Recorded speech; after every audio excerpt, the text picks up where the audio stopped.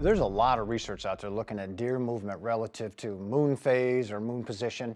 A lot of hunters firmly believe that a certain aspect of the moon or a certain phase of the moon causes deer to move more. But now with the advent of GPS radio collars, we literally have millions of data points of deer across the whitetails range and are able to analyze those in comparison to different moon phases to see, do they move more or less under certain phases. The old adage is that on a full moon, hunting the next day will be poor because deer fed all night. The reality of it is the science does not support that. There is very little difference in deer movement patterns relative to different phases of the moon. Some researchers have found slight differences under certain moons where deer might move a little earlier in the evening or feed a little longer in the morning. But from the hunting perspective, in large part, don't plan your hunts around whatever phase of the moon there is, because there is a tremendous body of literature now that suggests that that has very little impact on deer movement. So it's a much better opportunity to watch time of the year when you know deer are going to be moving. Pay attention to the wind far more than you do the moon. What I tell folks relative to the moon is, science is very clear that it's not impacting deer movement. However, I have very good friends who are really good deer hunters that absolutely swear by it. And I think it's kind of like your favorite fishing lure. When you're fishing with that, you tend to fish it a little bit harder, you tend to focus a little more, and because of that, you catch more fish with it.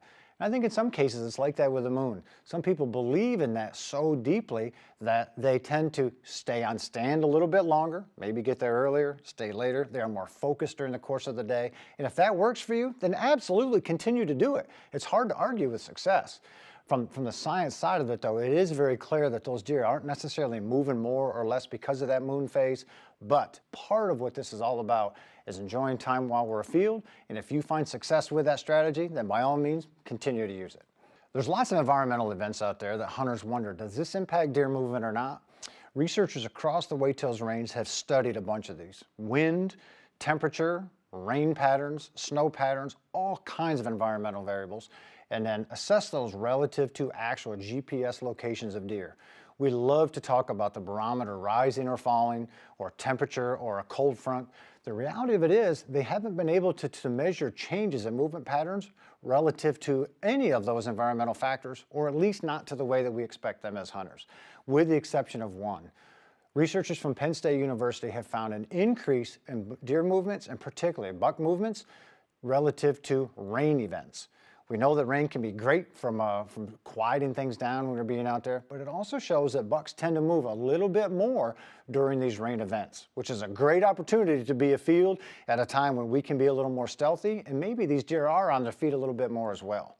Now, I'm sure there's folks looking at this saying, now wait a minute, I always hunt by the barometer, or the pressure is rising or dropping, or a cold front's coming. There's literally millions of data points to show that there's really not anything to that relative to changing deer movement patterns. However, I know a lot of people who would absolutely argue against this, and some people that I have tremendous confidence in as really good hunters.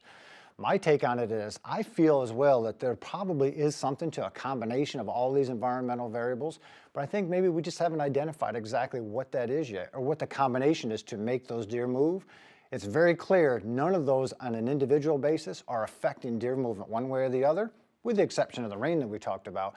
But hey, science hasn't taught us everything yet, so maybe there is a combination that we will find in the future, but it is very clear that cold fronts or warm fronts or huge weather patterns, even the barometer, aren't driving deer movement patterns one way or the other.